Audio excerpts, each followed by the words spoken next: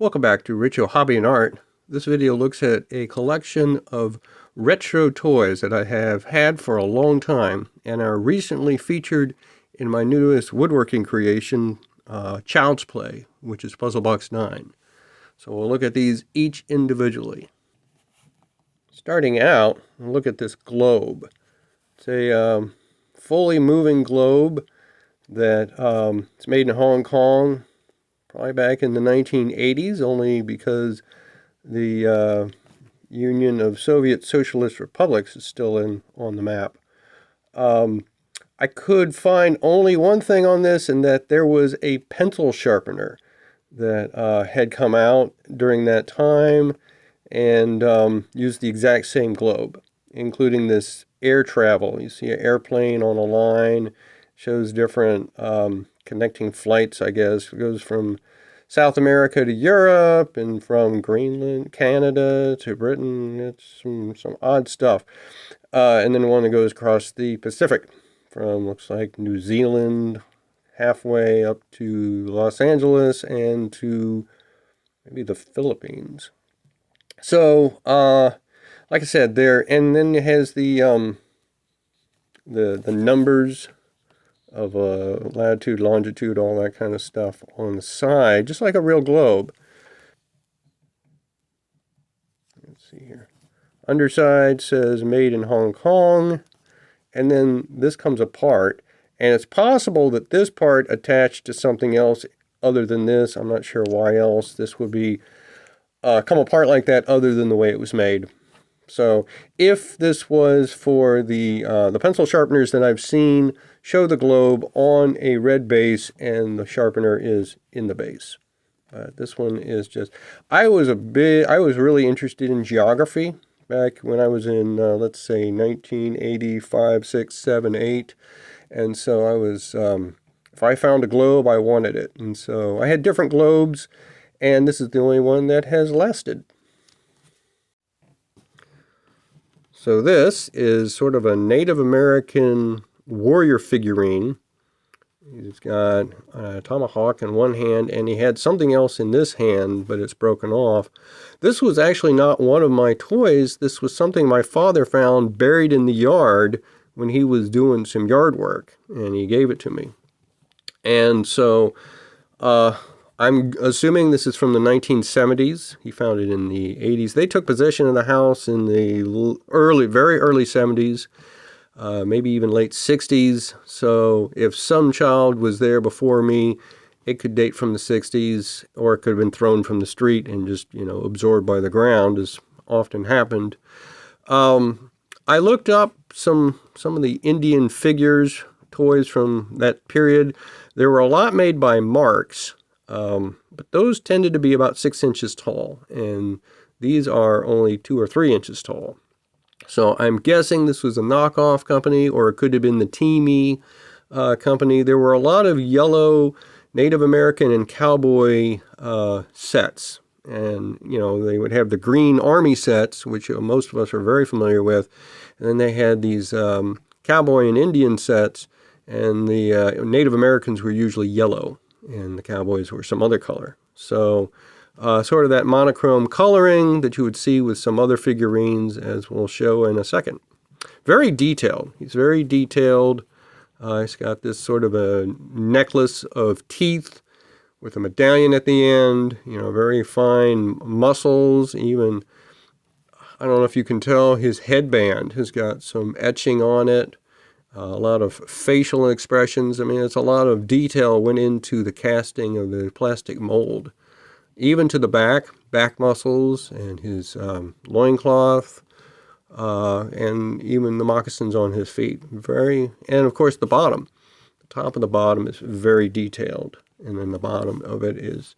And this is where it was sort of with these two holes here. You see this on the Marks products, but they must be also on the Teamy and some of the others, and it has to do with how they're made and how they are broken off of the set to be an individual item.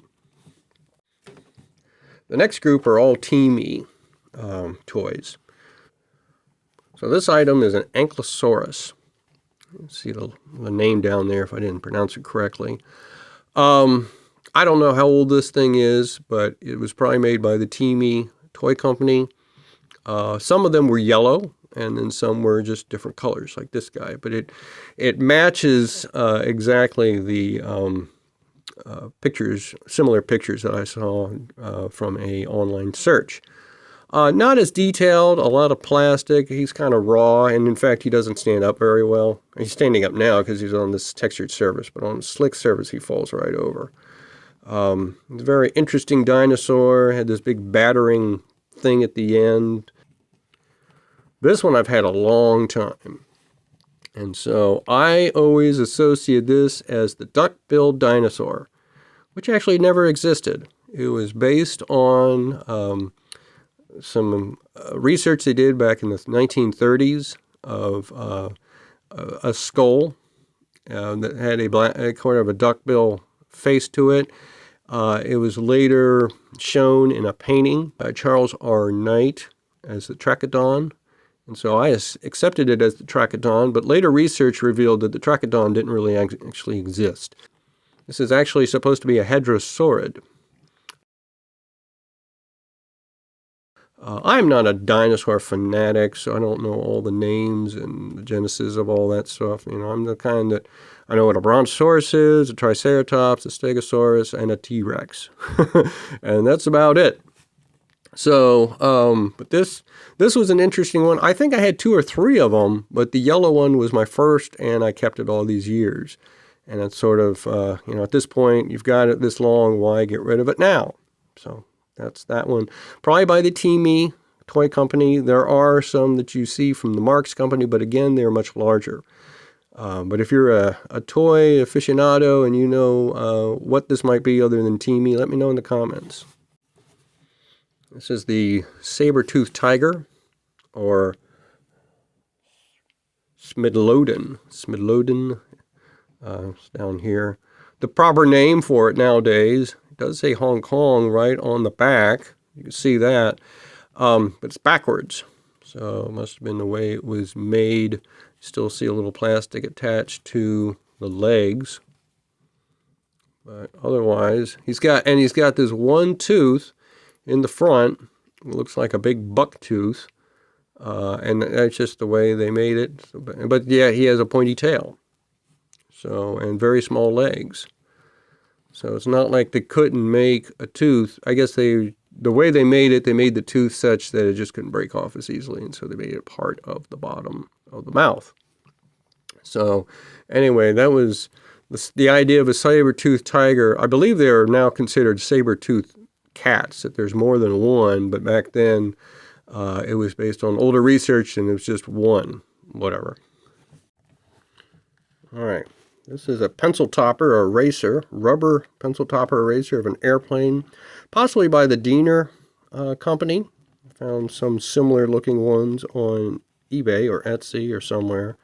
Very detailed. So this is an eraser that you put on your pencil. So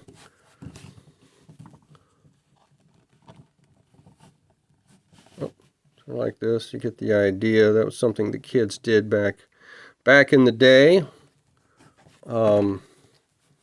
Obviously I didn't do that because it's still in good condition. It says USA on it. Very detailed for what this is. I mean, it's got windows along the side. You could see where the elevators, is that what these things are called? Got some of the details of the functional parts of the airplane can be seen. The engine ourselves, even to the door on the front, cockpit, all very detailed information. On the airplane, there's the rear hatch, rear door back here.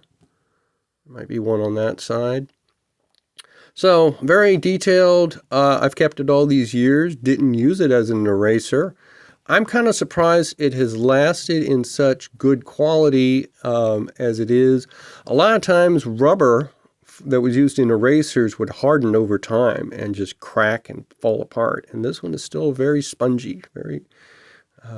Now, maybe it was stiffer and it's softened over time. I guess that's a possibility, but it still fit on the pencil. And I'm just, used to cheap rubber cracking and drying over time. And this has not done that. So I'll continue to keep this for quite a while. Our last two items are blockheads. If you are as old as me and maybe older than that, you might remember Gumby, The Adventures of Gumby, and he had Gumby and Pokey and the blockheads. Now, I guess they're still around because when I do an online search, there are newer versions of these things, so they must still be popular somewhere.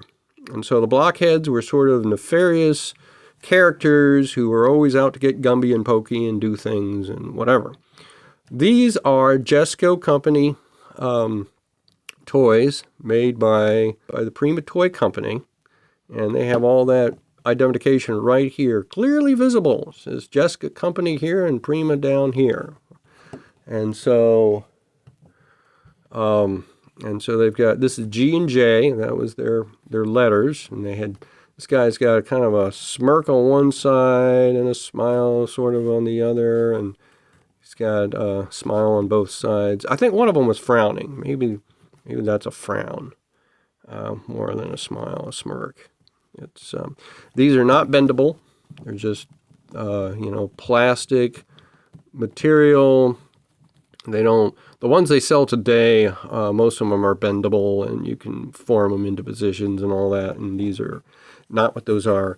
In an online search, I found one that looked exactly like this guy, G. No, I'm sorry, it was J. One that looked like J, along with a Gumby and a Pokey, and they said they came out in 1989. And that's probably about right. I probably collected these towards the latter part of my toy collecting days. They were probably some of the last toys I collected, and still have for some reason. I had a Gumby and a Pokey, and I got rid of them long ago. And yet I kept these guys. I'm not sure why, but again, at this point, I've got them this long, I might as well keep them. So that is my toy collection that are featured in my new puzzle creation. Before that, they were just kept in like a box. And so when I made this this creation, I decided, well, let's put all these old toys in. Because those, if you had seen the video I had done on the Play School blocks, you know that I had those when I was a kid. And so let's just keep all these things together since they do fit together. So that's my retro toys. If I find any more, I'll certainly post them up. And I think this is all I got. Thanks for watching.